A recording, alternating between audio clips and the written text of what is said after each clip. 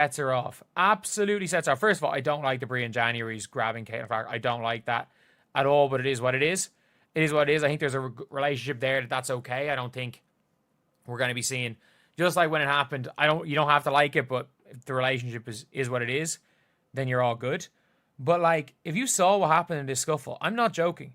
So JJ Quinterly pushes Nekawum, okay?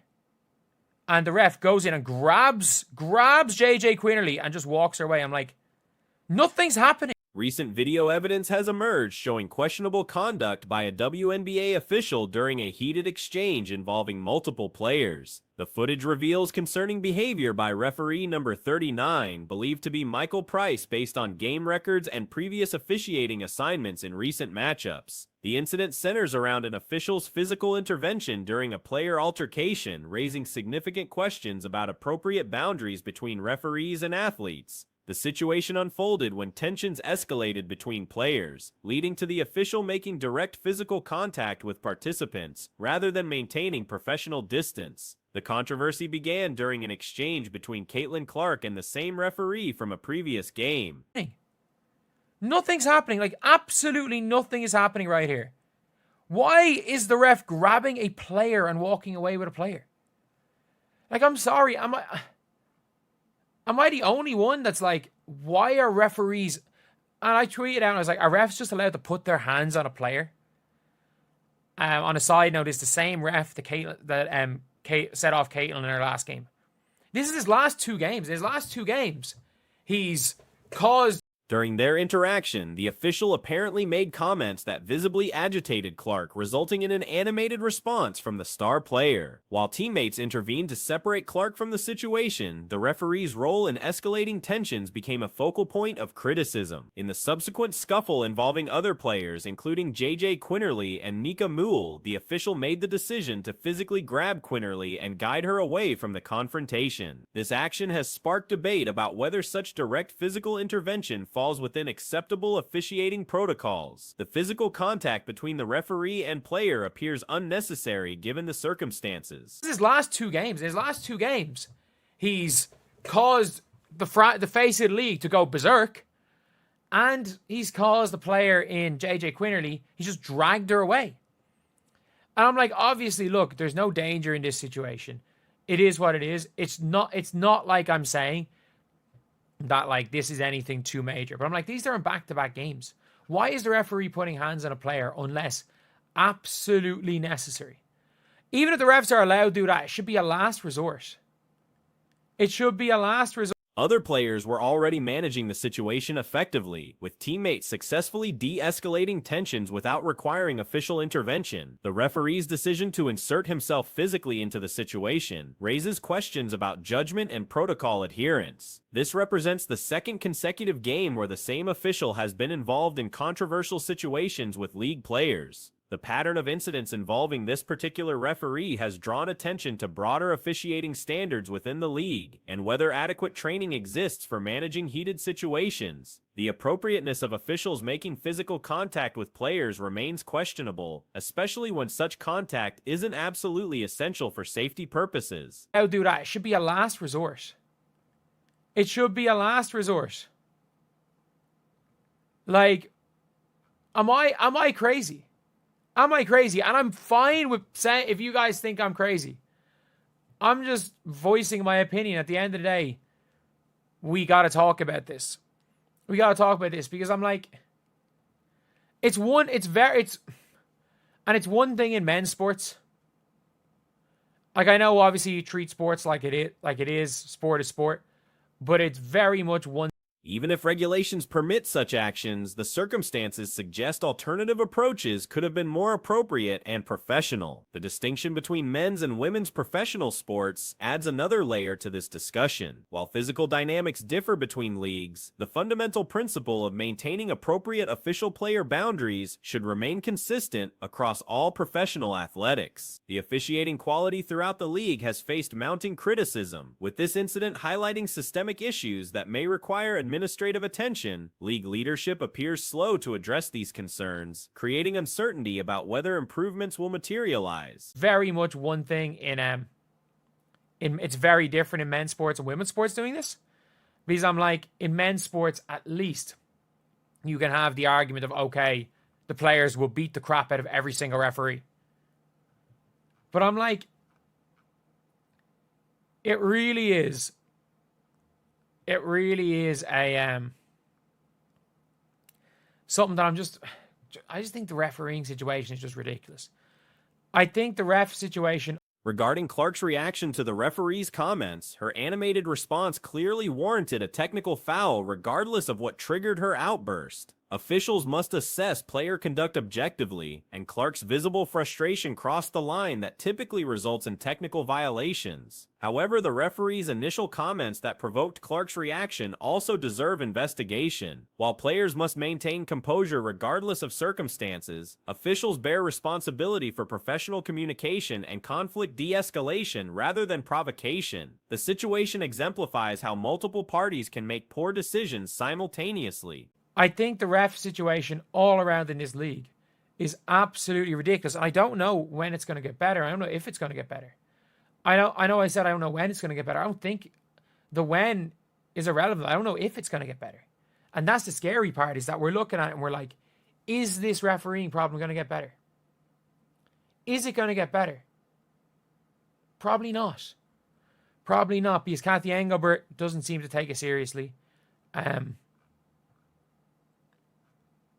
Clark earned a technical foul through her reaction, while the referee's handling of both the initial exchange and subsequent physical intervention raises separate concerns about officiating standards. The physical grabbing of Quinterly appears particularly unnecessary given that other players were already managing the situation effectively. Alyssa Clark was successfully maintaining separation between players, making the referee's intervention seem excessive and potentially counterproductive. Professional officiating typically emphasizes avoiding physical confrontation unless absolutely necessary for safety reasons. The circumstances shown in this footage don't appear to meet that threshold, making the official's actions questionable from a procedural standpoint. Kathy Engelbert doesn't seem to take it seriously.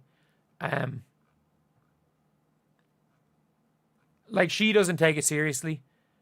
And look, I'm not saying this situation is the biggest deal in the world. I'm not saying fire the referee for this situation. I'm not saying fire the referee for this situation. I don't have a freaking clue what the hell Caitlin Clark did. And regardless of what he said, Caitlin Clark 1,000,000%. 1,000,000% should have been teed up. There's no excuse. There's no excuse to not tee her up for that. Like, regardless of what the ref said, you tee her up, and another ref's got to tee her up. Somebody's got to tee her up at the end of the day. Like, training protocols for referees generally stress avoiding direct involvement in player altercations whenever possible. The contrast between recommended practices and the behavior displayed in this incident highlights potential gaps in official preparation or judgment. The gender dynamics of a male official physically handling female players adds complexity to the situation. While officials must maintain authority regardless of gender, the optics and appropriateness of physical contact require careful consideration in professional women's sports. Earlier in the sequence, officiating decisions contributed to the escalating tensions. It's got to tee her up. Somebody's got to tee her up at the end of the day. Like, Caitlin deserved the tee. Well-earned technical foul. Absolutely earned technical foul. Let's say it like it is. Let's say it like it is. Like, she completely deserved the technical foul there. The referee needs to be investigated for whatever the hell he said. But, again, two wrongs don't make it right. Two wrongs do not make it right. It is, like, a questionable call regarding a physical play involving other players may have prevented the entire situation from developing. Better initial officiating could have addressed the root cause rather than managing consequences. The flagrant foul assessment during the game also drew criticism for being too lenient. The play in question appeared to involve excessive contact and somebody that's supposed to be the best player on the team. I bet in their eyes, that's not okay. It's not where it needs to be. And Caitlin Clark is the superstar of this team. I don't think there's any confusion there. And there are statements made by members of her family, Kelsey Mitchell's, that tells you either Kelsey is having to listen to this from her family, or this is things they have sat down and talked about. League-wide officiating standards have become a recurring topic of discussion among players, coaches, and observers. The frequency of controversial calls and inconsistent application of rules suggests systematic issues that require administrative intervention. Players like Sophie Cunningham have begun publicly criticizing officiating quality, indicating growing frustration within the league about referee performance. Such criticism from active players typically signals significant problems that demand organizational response. The accumulation of questionable decisions and controversial interactions between officials and players threatens to overshadow on-court performance and league growth. Listen to this from her family, or this is things they have sat down and talked about, or it has even been from her, for lack of a better way of putting it, bitching and pissing and moaning to the family that maybe she's not very happy, that she thinks she is the true superstar on this team. Now, look, like moms, etc., they're always going to believe that their shugums, their kids are going to be better than everybody else, right? Addressing these concerns becomes essential for maintaining professional standards and league credibility. Without meaningful changes to officiating oversight and training, similar incidents will likely continue occurring. The pattern of problems suggests that current systems for referee development and accountability may be insufficient for professional-level basketball. This particular incident serves as a case study for broader officiating challenges within the league, highlighting the need for comprehensive review of current practices and potential reforms to improve game management and player-official relationships moving forward. Recent developments surrounding the Indiana Fever organization have revealed potential internal conflicts that could significantly impact team chemistry and future roster decisions. And the fact is, this statement that's on my screen right here, it's not even factual. Okay, it's not factual because just this season, I think that the Fever are either 4-7 or now 4-8 without Caitlin Clark, and they're 8-5 with her. So with Aaliyah Boston and Kelsey Mitchell, no, they're not winning games. The situation centers on contrasting perspectives regarding team hierarchy and leadership roles within the franchise. During the previous offseason, Kelsey Mitchell's status as a free agent created considerable uncertainty about her return to Indianapolis. Extended negotiations suggested possible reluctance on her part to remain with the organization, raising questions about her satisfaction with her current role and responsibilities. Mitchell's on-court performance demonstrates her capabilities as an elite scorer, evidenced by her recent 29-point output. However, her contributions in other statistical categories such as assists and rebounds remain below expectations for someone potentially viewing herself as the primary offensive option. So with Aaliyah Boston and Kelsey Mitchell, no, they're not winning games without Caitlin Clark. And weren't they there prior to Caitlin showing up?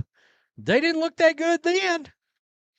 So I'm confused by this, but still, here we go. Clark's delusional fans, this evidently is a friend of the family or something is what I am understanding. And I don't know that we have all the dynamics. And I know there's people upset that people are even bringing this up, but this is significant. This discrepancy highlights fundamental questions about role definition and team structure. Caitlin Clark's emergence as the franchise centerpiece appears to be widely accepted throughout the basketball community. Her impact on team performance and overall organizational success has been substantial since joining the roster. Statistical analysis supports this assessment, with the team's record showing marked improvement when she participates compared to games missed due to injury or other circumstances. Recent social media activity from individuals connected to Mitchell's family has brought these internal dynamics into public view. This tells you there may be an actual fracture in that locker room. And it makes me wonder, are we starting to see why she hasn't gotten any help from her teammates? Right there, I said it out loud. Outside of just a couple of teammates there, she's been getting the crap kicked out of her and teammates standing around looking up at the air. I mean, seriously.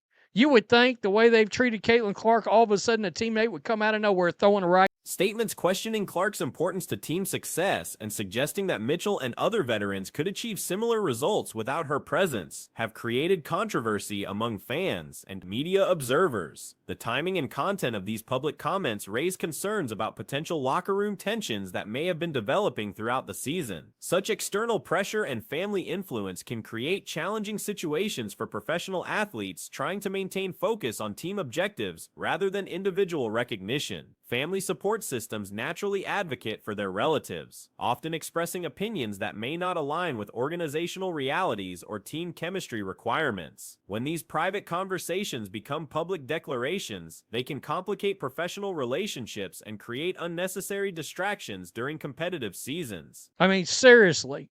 You would think the way they've treated Caitlin Clark, all of a sudden a teammate would come out of nowhere throwing a right hand. No, it hadn't happened. I mean, and that's bothered me. This whole time it's bothered me. Clark's delusional fans can stay mad and call me all of the names in the book, but we all saw, including y'all, who carries my fever team, and we all know who the offense should be ran through.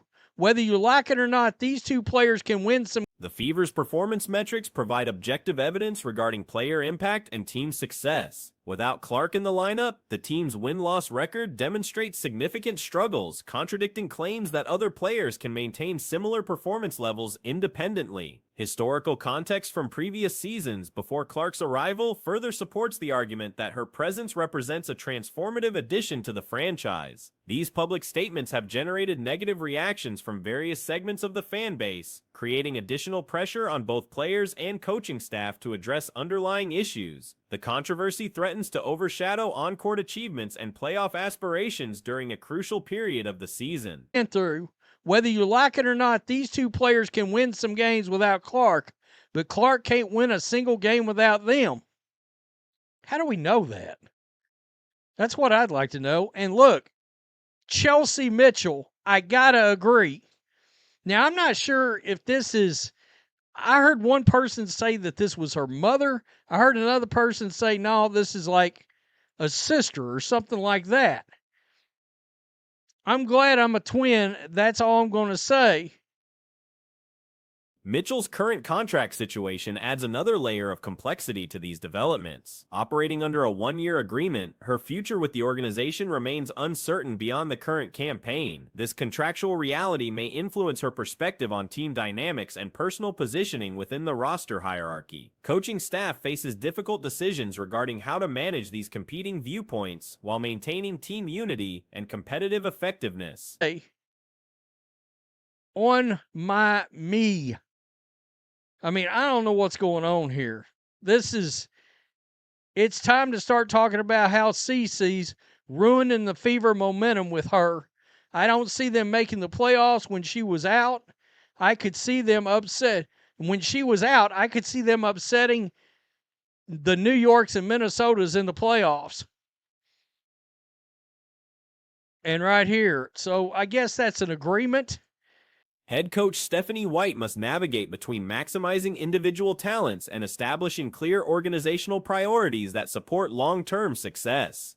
The broader implications extend beyond individual player relationships to encompass fundamental questions about franchise direction and identity. Organizations must establish clear hierarchies and role expectations to prevent such conflicts from undermining team chemistry and competitive performance. Professional sports environments require delicate balance between individual aspirations and collective objectives.